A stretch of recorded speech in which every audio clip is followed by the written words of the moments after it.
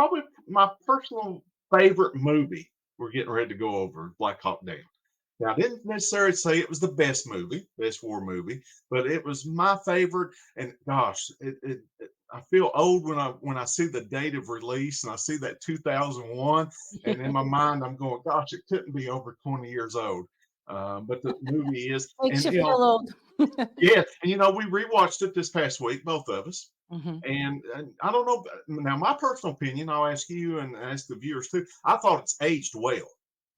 Don't you think so? Even 20 years? Oh, no doubt, and they have re-released it, I believe, in 4K. So Yeah.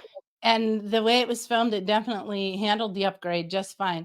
Let me bring up the movie one of the movie posters, of course, there's many different ones, to kinda share and give a little bit of the background as we get started. So, Black Hawk Down actually, came out in 2001. It was directed and produced by Ridley Scott and co-produced by Jeff Bruckheimer, based on a book. We always enjoy books here, don't we, John? Yes. Book by that name by Mark Bowden. Um, it's about a Black Hawk helicopter that was shot down during the Battle of Mogadishu, and it was actually an Academy Award winner for Best Film Editing and Best Sound. Which I think is the editing especially is significant because there is a lot going on in this movie. But John, let's begin by just for anybody who's watching this that maybe hasn't seen it, is trying to decide if this is something they'd want to watch. We're of course highly recommending it, but let's give just a little bit of the plot line so they understand what the movie is about. Um, you want to kick that off? Yeah, and we're going to do this in broad strokes. So, if Yes. we kind of misspoke or misspeak or miss a little detail, we're just trying our best. But if you go back to the early 1990s, and I think this actual operation happens in 1993, and you correct me if I'm wrong, Hmm. uh, you had mass famine, hunger, and basically the government of Somalia had disappeared, had just dissolved. So you had hundreds of thousands of people dying of famine, of hunger, and then you had these, I don't know what better word, gangs or criminal, um, gangs of Well, that there just there's ruled actually a what did they warlord. call them? Yeah, there's a Warlords. Yeah. civil war going on with a warlord. His name was, Mohammed Farah Adid, and he was a bad guy, as most bad guys in these kind of films are, but in history. And Yeah. one thing I want to tell the viewer, if you've not seen the movie, I mean, the only character development in this movie is a little bit of the setup on why we were there, and it was Yes. humanitarian. And it started under George H. Bush. He was the first one to send troops there. You know, carried over to Bill Clinton, President Bill Clinton, and it became more apparent that if they didn't do something with these warlords, the famine and the mass, gosh, basically it's almost mass genocide through Yeah. hunger. Yeah. Yeah. That was Um, definitely the premise under which we went in, and we were actually part of a UN peacekeeping yes. force. It was some of our, of the best that we sent in. So we had Delta and Rangers Yeah. that were there, and just with that, the opening of the film is very moving because you're seeing them delivering food. They're dropping food because they're part of a peacekeeping mission, and they're there to help with the starvation and the genocide. And then Adid's henchmen, Adid's gang, as you could refer them, are confiscating the food and shooting the people.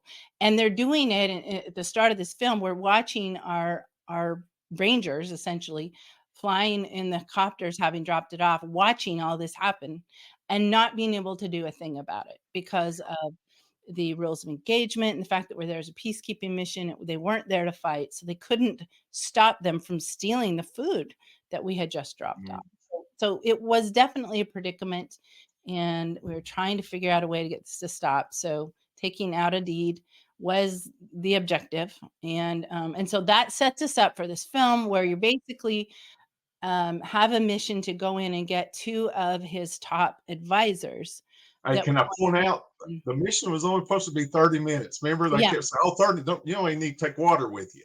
It's only yes. going to be 30 minutes." And Exactly, so they were just gonna and go in, get them, get back out, and all and would be well.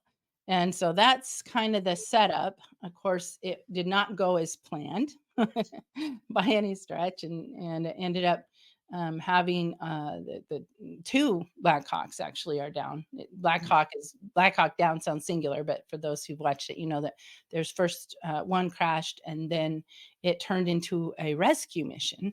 But I think it's important to note, and this I noticed wasn't really emphasized in the film, but they actually were able to go in and get the advisors. That part of the mission was successful, Yes. and things were going according to plan relatively until this copter got shot down. And but they still got their prisoners and got them out. So the movie is very much about something that went wrong, but I think it is important to note that the initial mission objective was accomplished, but you really don't see them circle back to that ever and show that, oh, we actually did go in and get the prisoners, but there was just so much sacrifice that had to be made. Yeah, I think the sacrifice, so many people getting killed, well, in a mission that they perceive to be very simple in and out, I Mhm. think overshadows the success.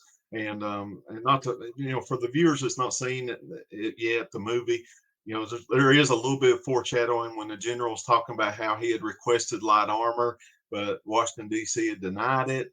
And also a little Yeah. bit of foreshadowing that when he came out to visit the troops when they were leaving, and Yes. and Yeah. Josh, He tells them good luck, right? yeah, yeah, and they said, well, he's never done that before. Come out Yeah. to the launch pads, and so Yeah. there's a little bit of foreshadowing that something might happen Yes. as So as the before movie we jump kicks off. into some of all the things that happen, and I've got a lot of really cool things to share because I actually have a very dear friend who was over there at the time, so he gave me some behind the scenes that I want to share with you. But let's first of all just kind of stay focused on the movie itself. Let's talk about how it was a huge amount of characters. It was a lot to keep track of, and Big in as many some. ways you don't keep track of them, but you do, but they all come together to tell the story. But within those characters, there's a lot of people who but they were just getting started at the time. So let's just kind of run through some of those characters that we are just beginning to get to know or are introduced to for the first time. When I say characters, I'm actually meaning the actors. So let me bring up some pictures and we'll kind of talk through that. So You have Eric Bana. yeah, Eric Bana. Now I don't believe this was right like his first film, but he was kind of new on the He was scene and still up and unknown at the time. This was yes, his kind of breakthrough yes, role, and very much as so. you He did know, an excellent to me, he stole the show. His he character, really yes, did. yeah. Absolutely. I agree. We've got Josh Hartnett. He was becoming a heartthrob at the time. And so he actually, if there is a main character in this film, it would be his. I Yes. think you see him the most, you recognize him the most. Many of the others, by the time they put on their helmets and they've got the same uniform and they're running through the streets, it's hard to keep track of who's who. Hmm. But there are a few that you're able to kind of recognize as you go throughout. Jason Isaacs, Mhm. um, and this was early in his career too, very Yeah. early. Yeah, I think he also did a phenomenal job. I'm going to be sharing a little bit about a friend of mine who gave me a lot of insights. Who was there as a special mission unit operator with the State Department, and I'm not going to share who he is, but I will say that he looks just like Jason Isaacs. So it was kind of like watching my friend in there, and it really personalized it for me. So this little personal note. Next, we've got anybody guess who that is? Tom Looking at Hardy, and look how skinny he is. And actually, I did a little research. This was actually his first movie role. yeah. So this was his premiere. Tom Hardy.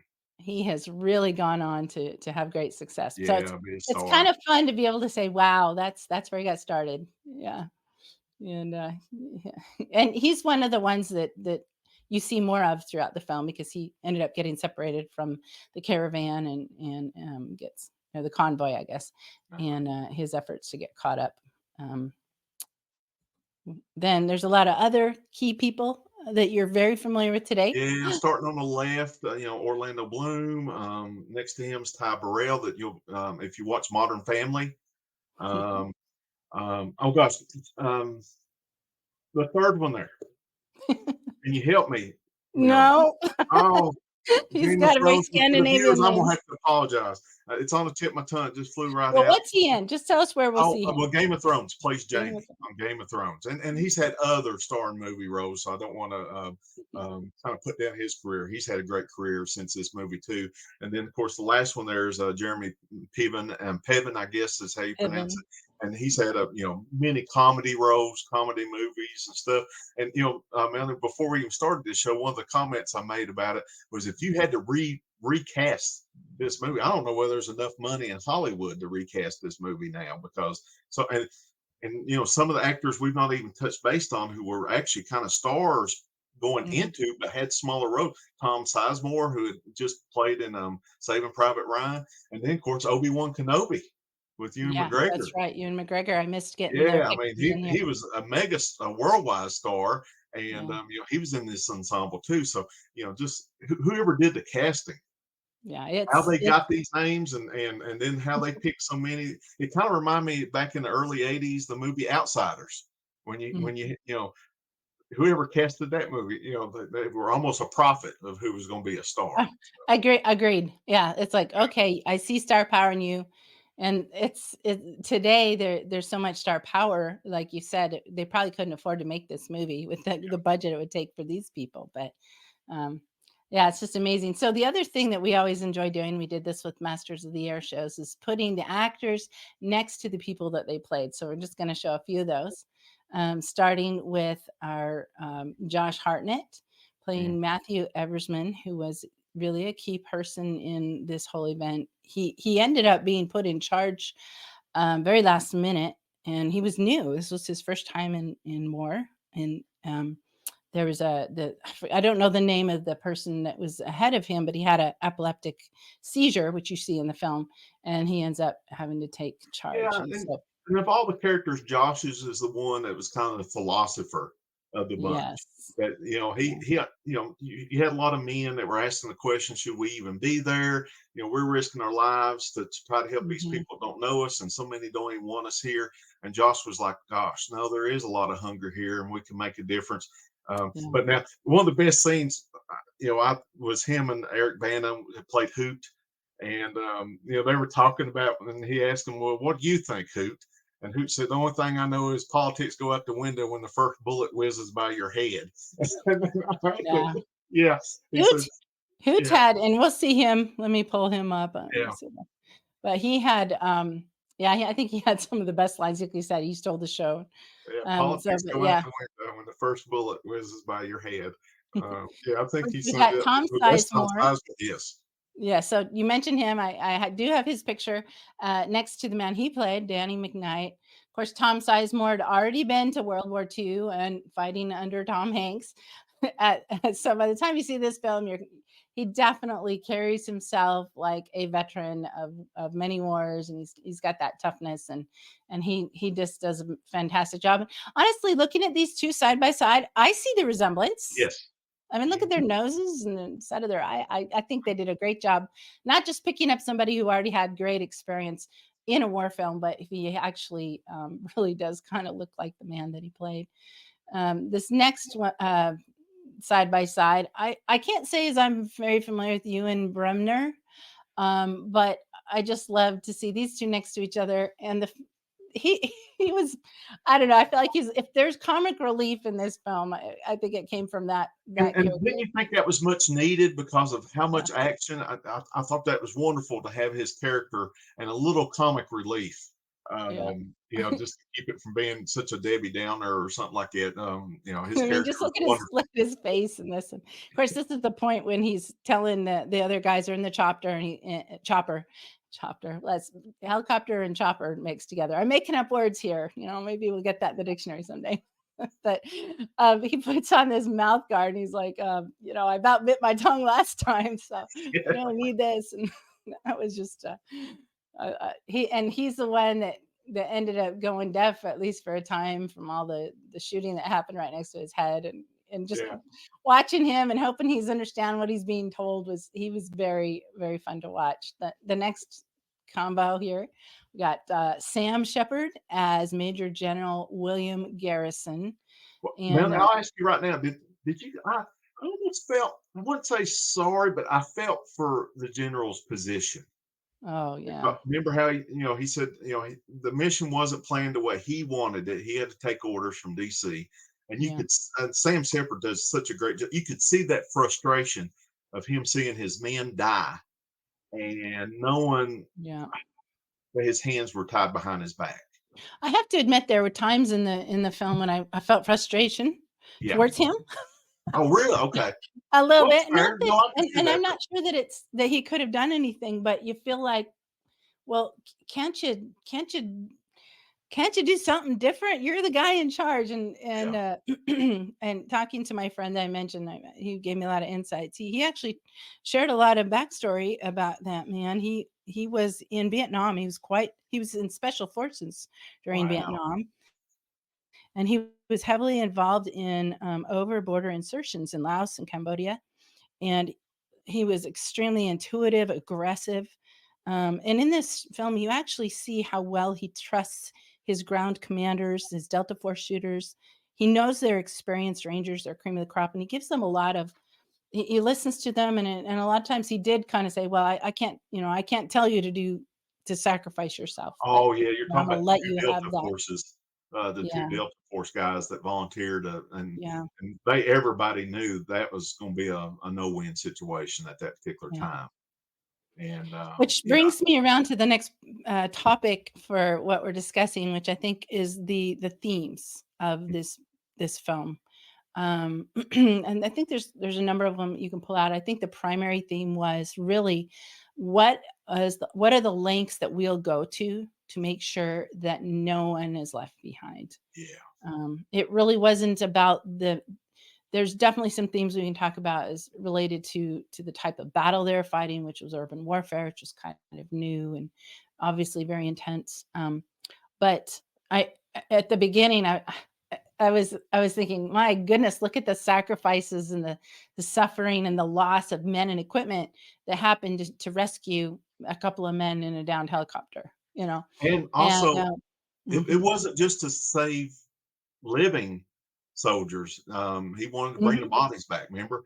Oh yeah, Remember when he was telling Tom Sizemore's character, he said that nobody gets left behind, and yep. he was talking about he wanted the bodies too, and, Yeah, and I think yeah, that's I was talking to my friend, I'm not gonna state his name, but, he was pointing out how important that is to their brotherhood, I guess you could add sisterhood too, that they know, and this comes back to another scene at the end of the film that I thought was so poignant when Hoots, yes, the Eric Bana character, talks about how when he gets back, people ask him why he did it because he's prepping to go back in again and try to rescue Durant, yeah. who's the second helicopter pilot that was shot down. Do you remember He's the held name of the hostage, actor? yeah, hostage at that time, yeah. Yes. What was the name of the actor who played him? We should have touched on him. Oh, I should have looked that up too, Ron some yeah, he he played was in he was in ER. Justified, he played in a lot of, Yes. he's been ER, Justified. He actually went on to be a big star too.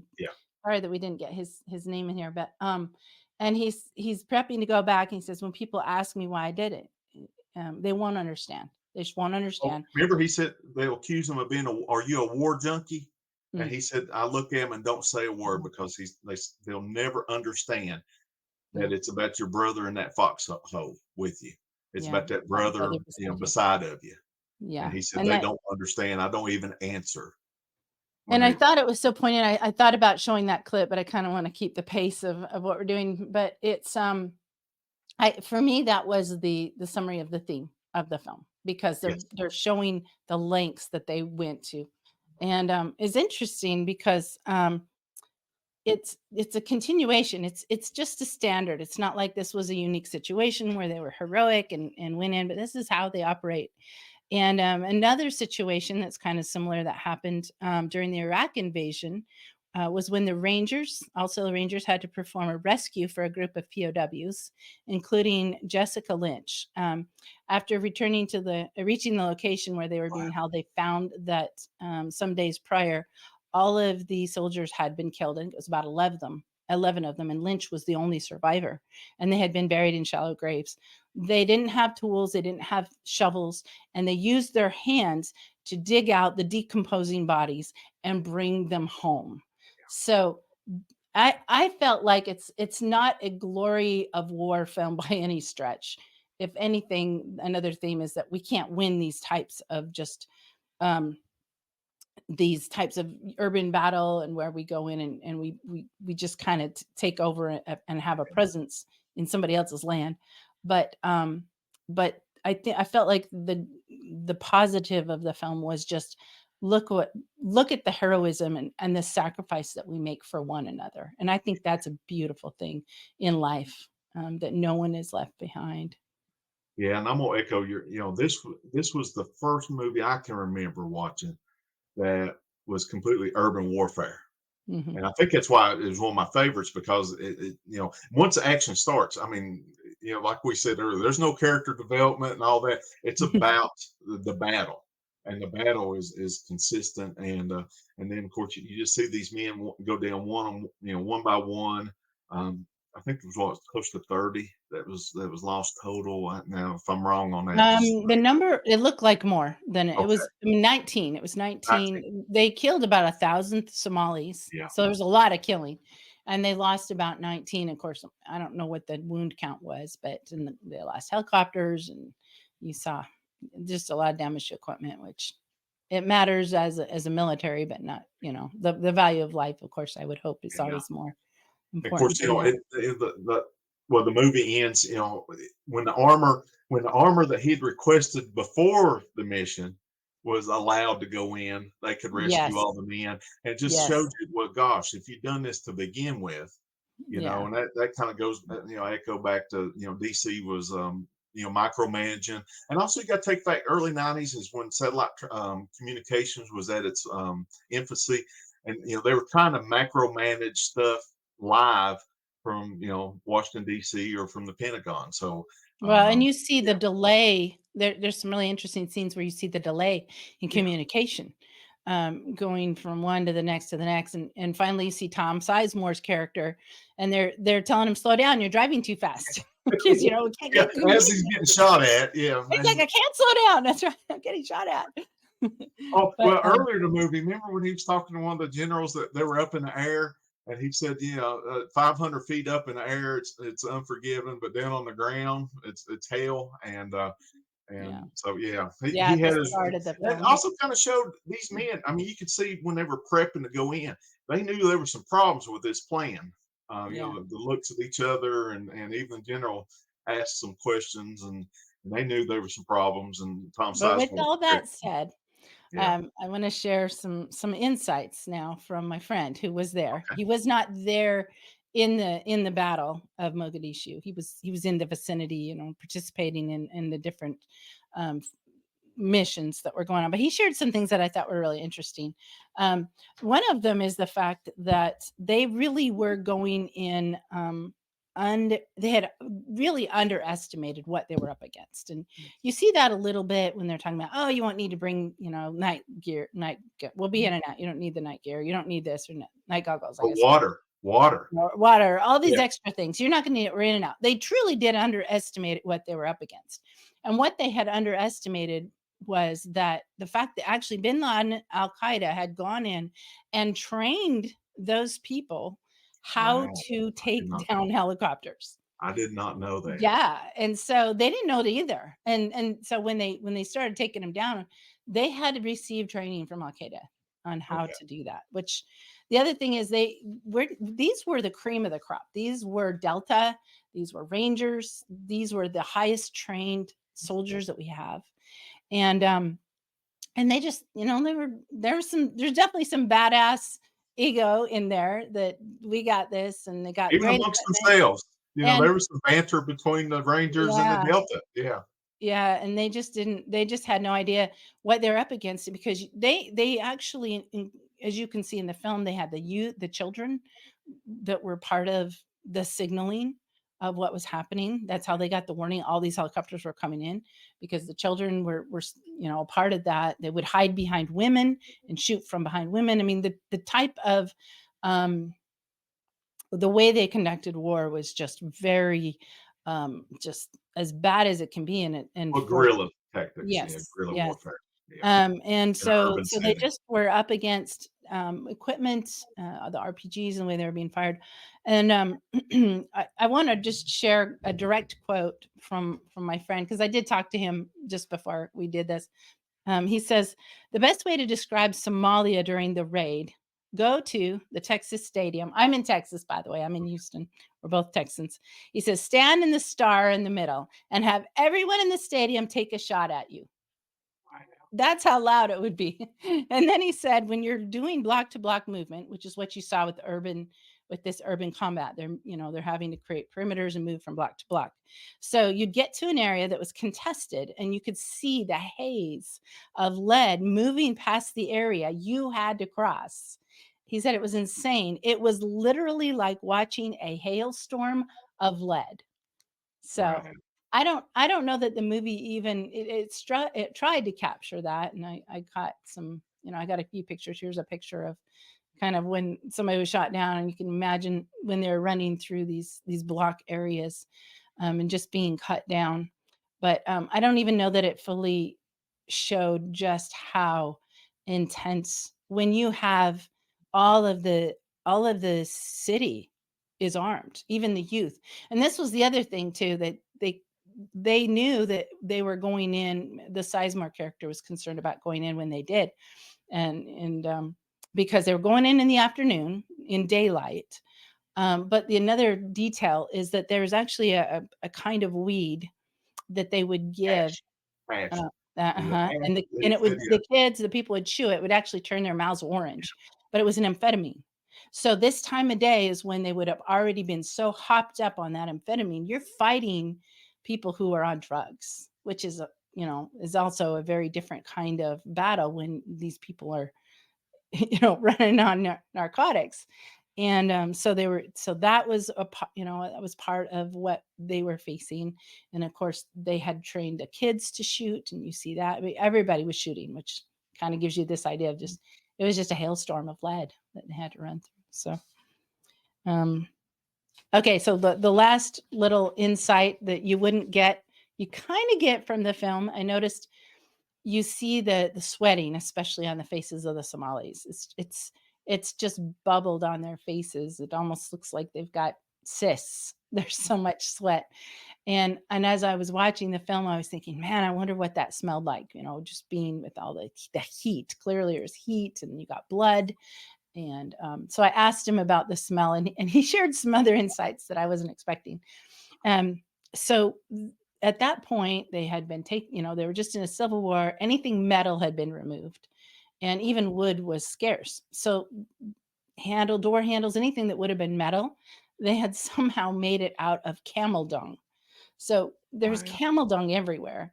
And then they would burn the camel dung. And of course, they're burning the tires. But he said it just smelled so bad. It was like walking into one of those porta potties, just yes, like a sauna and a porta potty all together at all times. So it wasn't even just the stench of battle, it was just constantly stinky.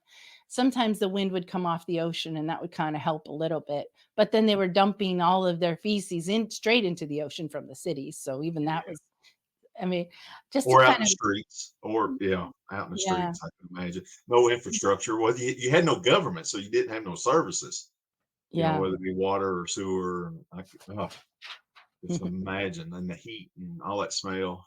Yeah, and a smell is just not something that you can put in a film, so but hopefully that description might get people a little closer to what they kind of dealt with, and you can see in this picture here, I think that the best they could do is give you a strong visual, and you can see the burning that was going on down on the ground, and that was tires burning, it was also camel dung burning, so it was a horrible smell, that mixture of chemicals and feces, um, and just they're just flying right into it. So I think that kind of gives you a little bit of an idea visually, but yeah, you just had to be there. You had to be there. A great movie, Melanie. I thought it was Yeah. one of my favorites. So, I love it when they show pictures of people who are actually part of what you just watched. And they didn't really do that at the end of this film, but I just grabbed a few pictures that we could look Oh, at. great. Um, I don't actually know who they are. I just did some research and found some pictures of the actual men that were there. So it's kind of interesting to look at them and all these nice looking action heroes that we just watched in the film. Well, I think that the men who were there are every bit as good looking and tough. You can almost that guy in the middle with the sunglasses and his head Ah, tilted. Doesn't he almost look like he's an actor, just yeah. ready to play it? And the one on the left with his gun up and on his hip, just yeah, they're just these are the best of the best. They really were. And this is a nice picture that I'm sure this wasn't the moment when they were running out of the city, but it's reminiscent of it to be able to just see the actual men walking along there with their packs and their gear. Um, so, so John, you said a couple times this was one of your favorite movies.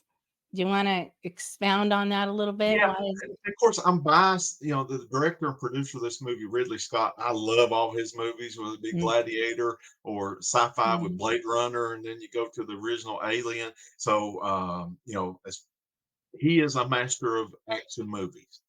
And you know, when we talk about this being, I'd say it's one of my favorite movies. Might be the favorite war movie.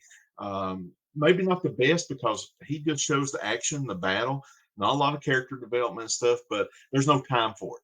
I mean, once mm, that battle starts, you know, the dialogue and everything is pretty much spot on. Just trying to survive the moment. So, you know, great movie.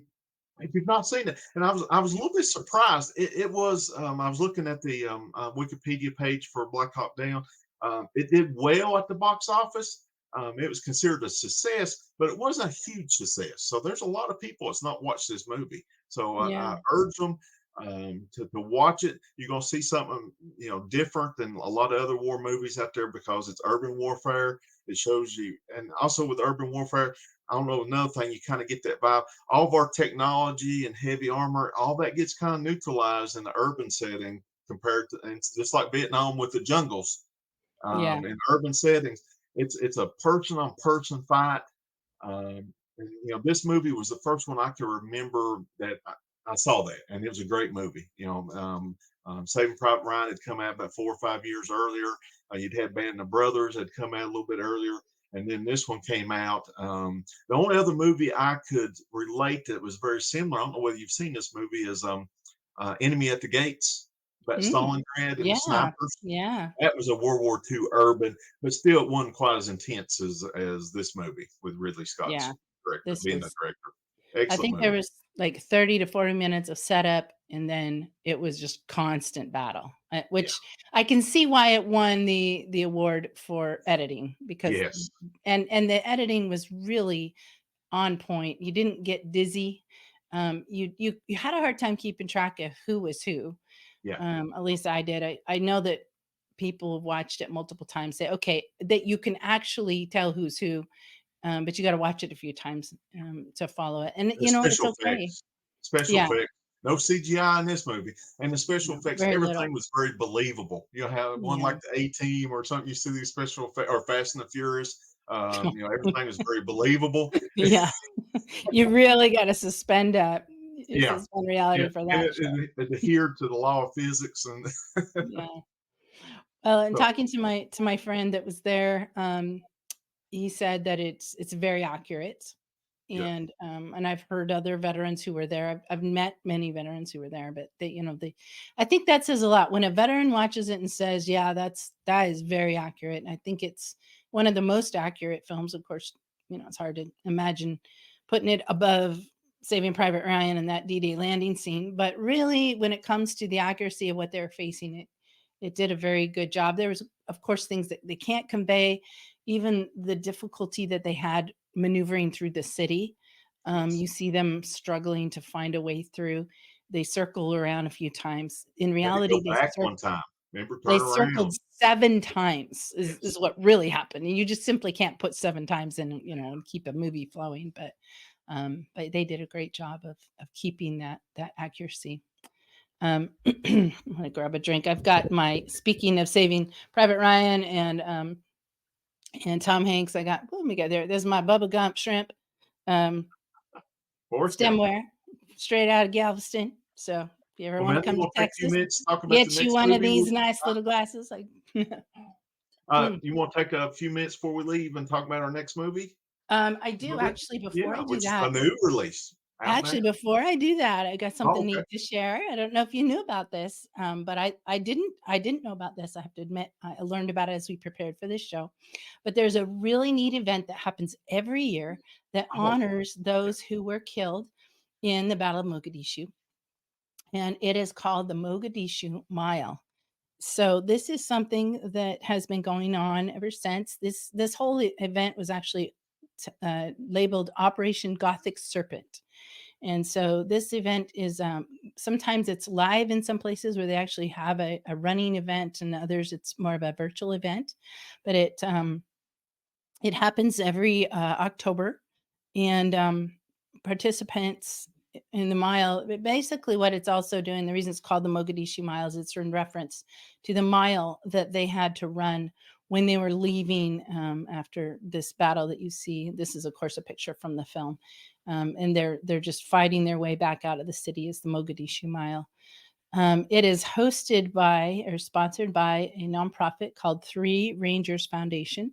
And if you go to their website, you will be able to learn more about this event. Sign up. When you sign up, you actually get a t shirt. Everyone who signs up gets a t shirt as part of it. And there's different ways that you can participate, whether it's just committing to doing a lot of walking and keeping track of it and getting people to sponsor you to participating in some live events. But I just think that's a really cool thing. And all of the I appreciate proceeds from the event go directly to supporting the families of Rangers and the families of Rangers who've fallen. So something neat there to know Glad you about. shared that. Very good. That's good stuff. That is Yeah. good stuff.